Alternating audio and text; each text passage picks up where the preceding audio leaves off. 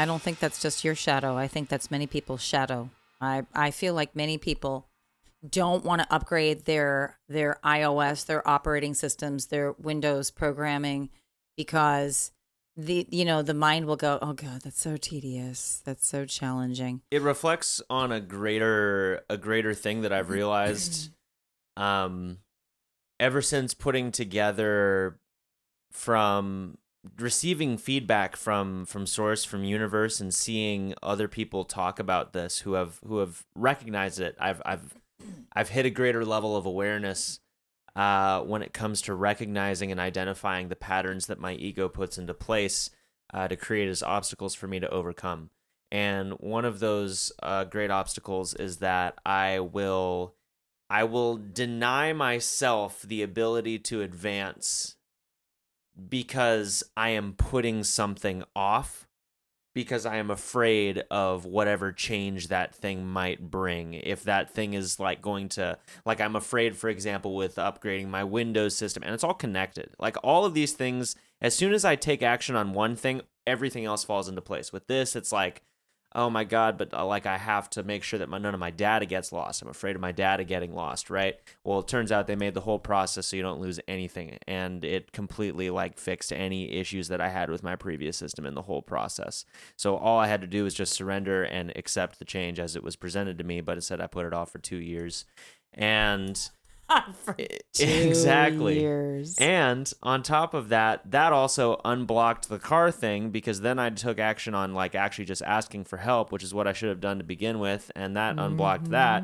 And then it also unblocked the food stamp thing because I was so concerned about being potentially denied, and I didn't even want to go through the whole process. But then I just released myself to source and was like, whatever happens, happens. And so this is what it comes down to, is it's like the ego is whatever comes up and says we can't take action on that because we're afraid of this and that. And it can be tricky because it can disguise itself as something that is demanding of your attention. For me, it's demanding that I recognize that, I don't necessarily know the outcome. Like, I don't know if all these things are going to work out exactly as they do. And the ego struggles with that. It wants to know. It wants to be 100% sure that whatever action it takes has the most desirable, beneficial outcome based on statistics, based on logic, based on all of this stuff, But really, what it's forcing me to come into acceptance of, and this is the lesson, is abandoning all of that and just being in a state of complete surrender. And whatever happens is the best outcome. It may not go in the way that I want it to go, and that's fine, because that is the desired best outcome. And I have to release myself to that. And I feel like that's a lot of what people are being confronted with in this time presently, with all of this shadow that's coming up. What I have learned about myself with shadow work is, and this has been coming in for decades, and it's something that I finally learned to practice. And the situation that I'm in right now is like really intense, in my face, going, just be here, be here, be here in this. So I go through this process of my ego experiences anxiety, which causes tremors in my body. They're not like they used to be, though. The anxiety used to be like debilitating, to the point where my vision was blurry. I'm not at that point anymore. I just use yoga. I breathe. I do deep breathing, and then I recognize these different perceptions of myself. The ego is like, oh my God, this is so intense. I can't handle this. And that is a much smaller voice now. I say, breathe and surrender. The key word, I'm sharing this with all of my clients, my yoga students. Surrender to all of this.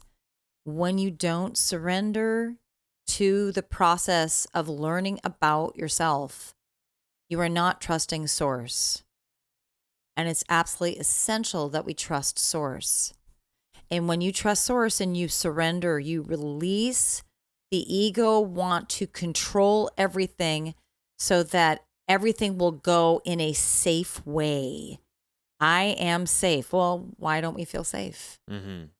Well, because, and it all gets down to the root chakra of my physical survival. Yep. That's something I've been dealing with a lot lately, is my physical survival.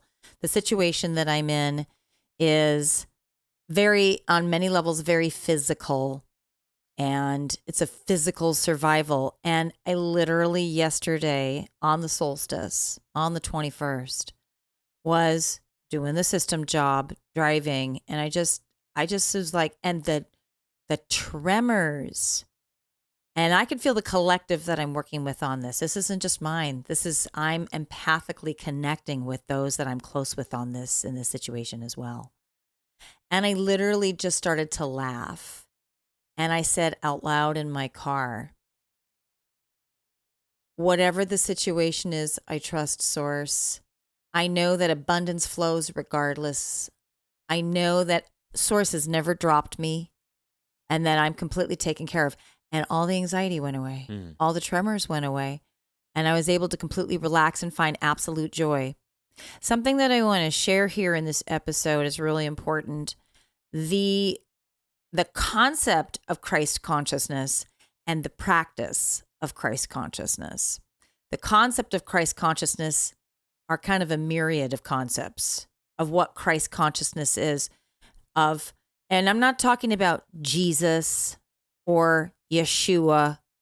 I'm not talking about a human ascended master that walked this planet.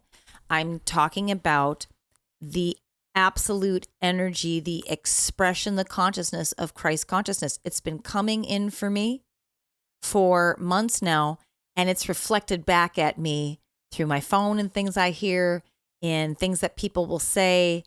And it's like universe is going, you have a great opportunity here to practice being in the Christ consciousness. The frequency of love is all there is. And that's my role in this life, is to practice that. It's not easy to practice because most humans are not practicing that. But what really came through for me in the last couple of weeks in multiple different situations, whether I was in the energy enhancement system at the center, or whether I was in the middle of my yoga practice, or whether I was giving a client an online session, or whether I was teaching my yoga workshop, or whether we were out in the forest walking or hiking, it keeps presenting to me. Everyone who is coming from fear is coming from pain of loss. Nothing that anyone says to anyone is personal against somebody. It's a personal protection of the ego.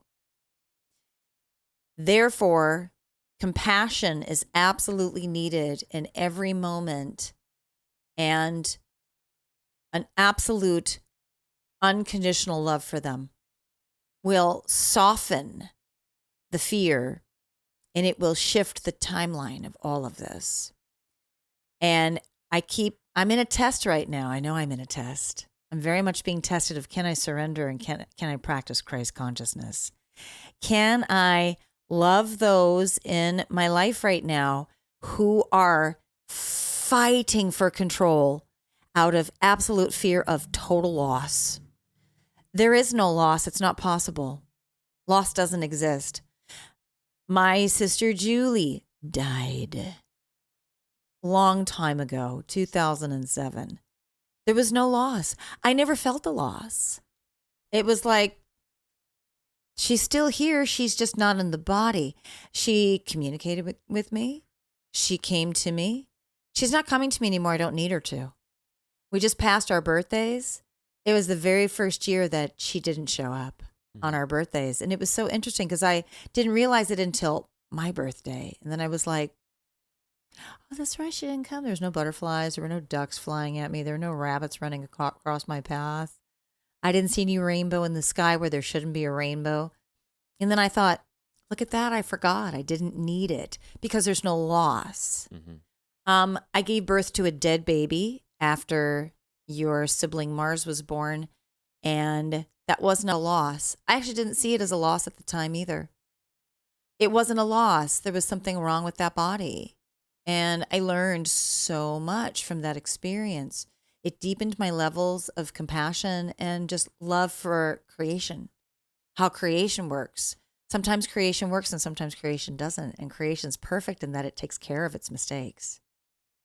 Yeah. And I almost feel as though there is no real mistake to creation. And no, but that's what I'm saying is, it's like it takes Yeah. care of the, oh, that's not exactly, that wouldn't be the greatest outcome for you. Yeah, I Like think for you to have a Down syndrome for all child of would that not be stuff, optimal. It's like death is the greatest outcome. So I get what you're saying totally. I think that you're absolutely Yeah. right. Yeah. It was like, so I approach, and those are wonderful life situations. And there's more. I mean, there's a whole list of situations that I could perceive as tragic. And I never perceived them as tragic, including the violence that the masculine has inflicted on this body. I don't see that as tragic. Because it led to a greater strength. It led to strength, and it led to deep compassion, and it also opened up the door for me to help so many people, not just women, but men too, who are abused in a bad relationship, who have lost babies, blah blah blah. All of those, I've just been able to help people so much more and say, I know I experienced that too. You did? And they're like, how? I've had more people ask me in sessions, how did you get to where you're at now? You're like smiling, you're laughing. You gave birth to a baby and you're laughing about it. Why not? Everything has humor. You experience violence in your marriage and you're laughing about it. I'm still alive. And not only that, but I'm better than I was before. It taught me so much about my role in that and how I also contributed to the situation. It taught me that I wasn't seeing him from a broader perspective, that I had expectations that couldn't be matched. It showed me that I was not really taking in a whole human being. I was only seeing the part that I wanted to see. It taught me patience. It taught me, et cetera, et cetera. It's like, I don't see them as tragic at all. And those are all my shadow parts. And it's really important that we view our shadow as beautiful and something that's been coming through in my meditations, which my ego's like, oh my God. my ego's quiet. It's much smaller voice, but it's like, oh man, really? Is what I heard in my meditations for the last few mornings is, invite shadow to come in and welcome it.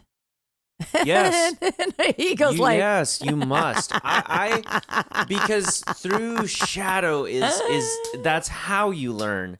You have to invite it in. And the ego's like, oh my yeah, absolutely. I'm gonna swallow, gulp. Yeah, I don't know if I can handle it. No, it's definitely not easy. Well, it's actually interesting because I stumbled across a video of one of my favorite psychological public figures, Dr. K on YouTube, and Dr. K. Yeah, I love guy. Him. Yeah, you sent me his YouTube channel. I watched 3 of his videos. He's a cool dude. He is cool, and he was interviewing a guy who had spent a lot of time in prison, about 20-something years, for murdering somebody when he was very young. It was like 15, 16, and he was basically started out, and the guy just had this certain demeanor about him to where he was, I could tell just listening to him that he had spent time in prison, because I could tell that he had to adjust to the male bravado of prison,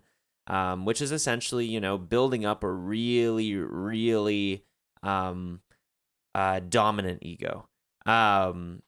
And I could tell that that's something that he'd had to do, as he explained more, about his whole life, because what he was talking about was he just launched right into a story basically about how, he had been abused his whole life, and how his mom and dad were drug addicts, and his mom used to beat him. She knocked his head against a bathtub, chipped his tooth, all of this stuff, It felt bad listening to him, but I also noticed that he was shaping his story in a very particular way. And so It's so interesting because this guy is only bringing up things that justify his experience. He's only really framing things from a perspective of like, and he did it so subtly too. It was like he would acknowledge himself that like, oh yeah, like I definitely feel bad about having shot this guy, or like I definitely deserved what I got for shooting this guy, but et cetera, et cetera, et cetera, et cetera, et cetera. And so it was almost, to me, it was like he's painting like a victim story. And every time he brought something up, I was like, these are all subtle manipulations. And so very early on, I was like, this is a person. And then he would bring things up too. He would be like, my whole life I've always been an outcast. My whole life nobody's ever wanted to be around me, never made any friends. I have no idea why. No one's ever been able to tolerate me for a while. I have no idea why. And I was like, oh, this guy's a perfect candidate for somebody with antisocial personality disorder, for being a sociopath, because he follows that pattern. He pushes people away with his erratic behavior, is very antisocial, wants people but doesn't want to be around people, only wants to communicate to people what it is that he wants to tell them, doesn't want the reflection back from them. And so I looked down into the comments to see if anyone else had noticed this, because Dr. K was mostly just listening and not really giving him anything like super emotional. I've seen Dr. K respond to people where it's like they'll tell him something and he'll cry like immediately. But this guy was telling him a whole story and he wasn't crying. He was just listening. He was nodding. He was accepting. And I was like, but he wasn't giving him any like positive or negative feedback. It was just he was there present as a person, just as a witness. And I was like, okay, other people have to have noticed this guy's like pattern. But as I looked in the comments, everyone was like, wow, I just feel so much for this guy. Like, this guy he's been through so much and he's so smart and he's got like a 4.0 GPA. He's in college right now and he's pushing it so hard. And at first I was like, how do they not see how like manipulative this guy's being? But then as I kept watching the video, I was like, well, no, this guy's wounds, they do come from like a real place. And maybe these people's like, I started to just completely reframe my mind. And I was like, I can like witness the fact that this guy has built up a series of protective measures to like keep himself safe, and like manipulating the public's opinion of him is one way that he has developed to keep himself safe from the horrifying abuse that he's experienced as a child. And I should see that first and feel compassion for that, just like all of these people have, because their compassion to him is not giving him power over them. It's actually them creating an inner strength and power in themselves to be so vulnerable and to be so giving of their tears and to be so giving of just the shared sense of human connection that the two of them have. In fact, actually what it does is it shows that guy that it's okay to let down his guard a little bit. It's okay to be human. And it's okay, like, it doesn't mean that, if he decides to go out and like murder someone else again, like he'll probably go to prison again. Like that just is what it is. His actions have consequences. But for me to hold this guy at an arm's length as being a sociopath for no reason really doesn't do anything but harm his own ability to grow and form real connections as a human being. We all have the victim archetype in our life. And many of us have played the victim archetype from time to time. I certainly have. I have played the superhero victim archetype. I've never been a poor me victim archetype. I have been the, that's it. I'm fighting. Life is so hard. I'm going to kick your ass. I've been that kind of fighting archetype, victim archetype. And I would say that I have seen that kind of victim archetype in a lot of people, a lot of my clients. What you just shared, the approach of compassion, empathy, and understanding, I have found as a practice completely helps over absolutely anything else. I find that compassion, empathy, and understanding helps us to see the shadow and helps to soften the shadow, because the shadow only wants to be validated for its pain. That's it. I want to know that my pain is not for nothing. I want to know I have experienced this. My mom did this to me when I was a kid. My dad did this to me when I was a kid. My grandfather, my uncle, a neighbor, the baseball coach, blah, blah, blah, blah, blah. My big brother, my stepfather, my stepbrother. I want to know that that is not a shame that has to go sitting under a rock with the larvae for the rest of life. Somebody's got to see this. I was in pain. Doesn't anybody notice this? Because we need a witness for our life. And shadow wants a witness. I want a witness. Source wants a witness. Light, white on white, you can't see any form at all. You don't get any angles. You can't see anything. You must have shadow within light in order to see angles and lines and grids and codes, which creates all of these pixels that we are, all these fractals that we are that make up our human body. And that needs a witness. So my job as a quantum healer is to be that witness for people. And that, of course, literally spills out into the rest of my life. I learned somewhat compassion, empathy, and understanding before I really started doing this healing work when you were very little.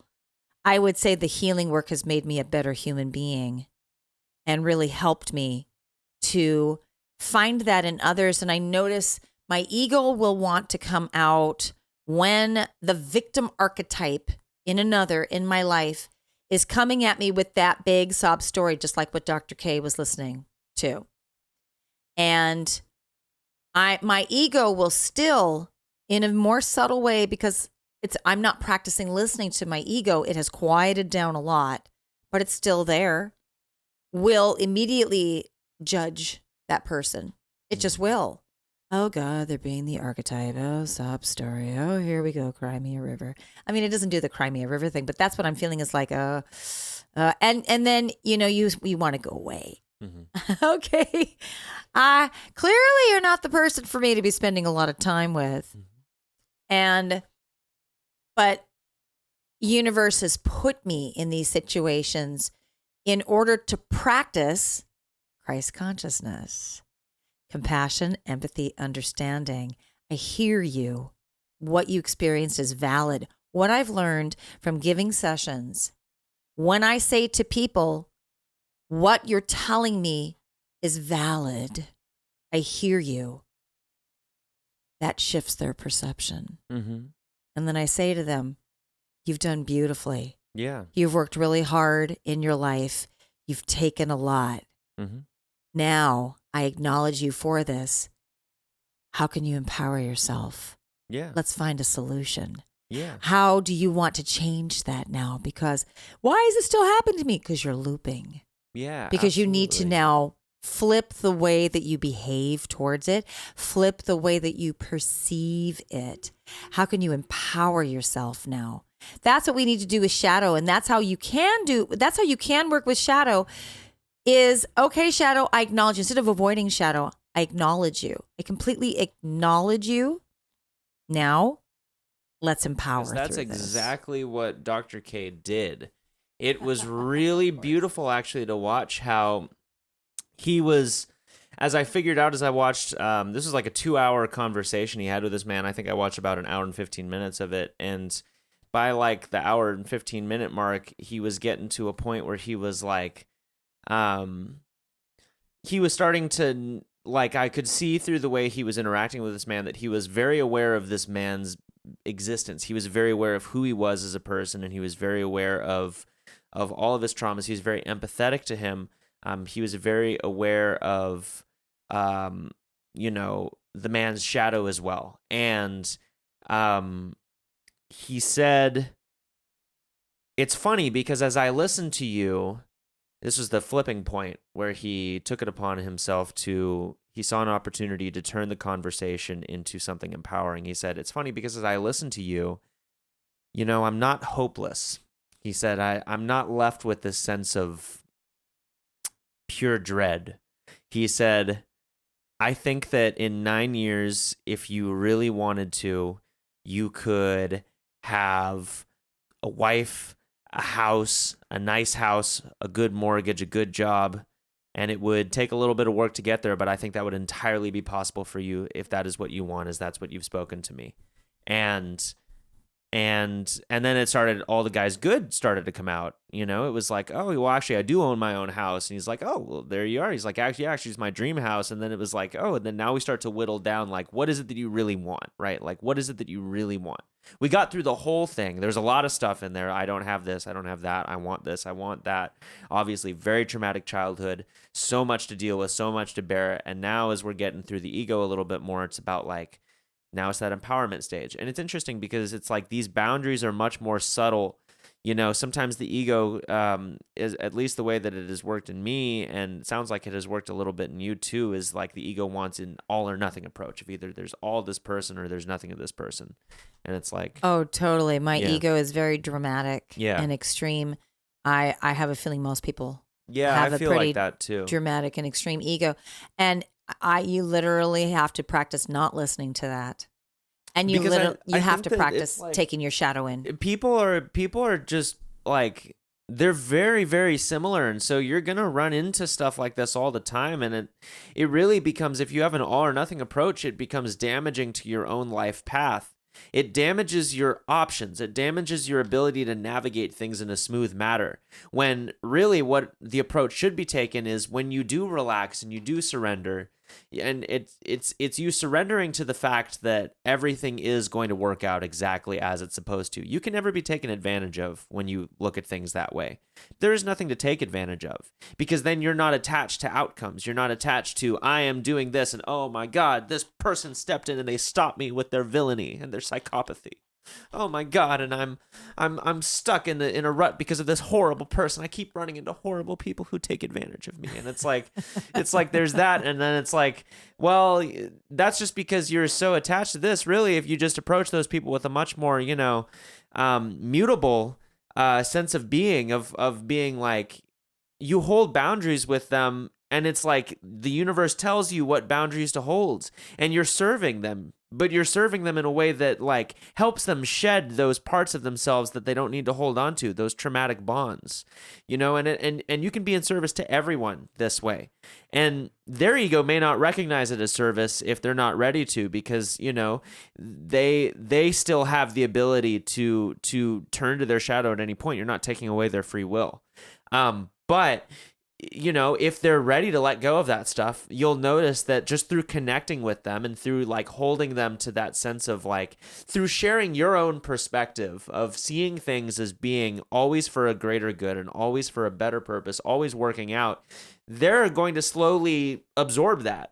And they're going to slowly realize that, especially after a long enough time, depending on how much trauma has been inflicted upon them, they're going to slowly start to realize that they can let go of these trauma bonds, and they can let go of these things that they used to keep themselves safe for so long. They can if they're ready. That's what I said. Yep. If they're ready. And then it's essential that everybody surrender to the moment and trust universe. Thank you so much to everyone who listened to this week's episode of the podcast. Feel free to check us out on Instagram at One Long Conversation to get some updates on our future episodes, our future content. You can also follow us on Patreon and become a member. We have a lot of interesting and awesome perks and cool ways to connect with us and our community that we're forming there. So go over to Patreon at One Long Conversation, and you'll find us there. We also have these episodes going out on YouTube now. So if you go to YouTube, yet again, at One Long Conversation, you will find video versions of these episodes. So yeah, thank you so much. We'll see you next time.